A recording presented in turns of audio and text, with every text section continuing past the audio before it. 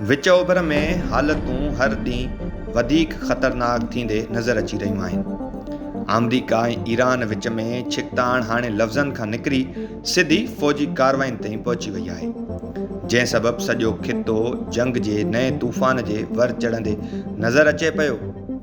अमरीकी central command दावा कई आहे त हिकु अमरीकी हेलीकॉप्टर खे निशानो बणाइण खां पोइ अमरीकी फ़ौज ईरान जे ॾखण वारे इलाइक़नि में 20 खां वधीक हदफ़नि ते ज़ोरदार हमला कया। अमरीकी सदर डोनाल्ड ट्रंप ख़बरदार कंदे चयो आहे त ईरान खे हाणे क़ीमत अदा करणी पवंदी। ॿिए पासे ईरान बि ख़ामोश नाहे वेठो।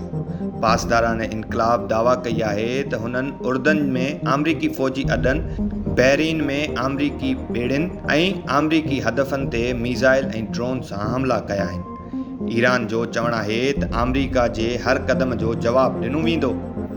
ईरानी परदेही वज़ीर अब्बास इराक़ची सख़्त लहजे में चयो आहे त असां सिफ़ारतकारीअ जी ॿोली ॻाल्हाइण खे तरजीह ॾींदा आहियूं, पर ज़रूरत पवण ते ॿियूं ॿोलियूं बि चङी तरह ॼाणियूं था।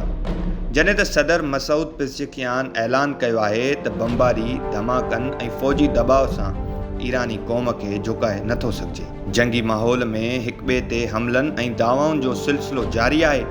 ईरान जो चवणु आहे त हुन अमरीकी MQ-9 ड्रोन खे बि तबाह करे छॾियो आहे, जॾहिं त उर्दन दावा कई आहे त हुन ईरान जा 5 मीज़ाइल हवा में तबाह करे छॾिया। इन ख़तरनाक सूरतहाल में गॾियल क़ौमुनि जे सेक्रेटरी जनरल ख़बरदार कयो आहे त विच ओभर जे बहिरान जो को बि फ़ौजी हल मौजूदु नाहे। हुन सभिनी धुरियुनि खां फ़ौरी जंगबंदी ऐं ॻाल्हियुनि ज़रिए मसइलनि जो हल ॻोल्हण जी अपील कई आहे।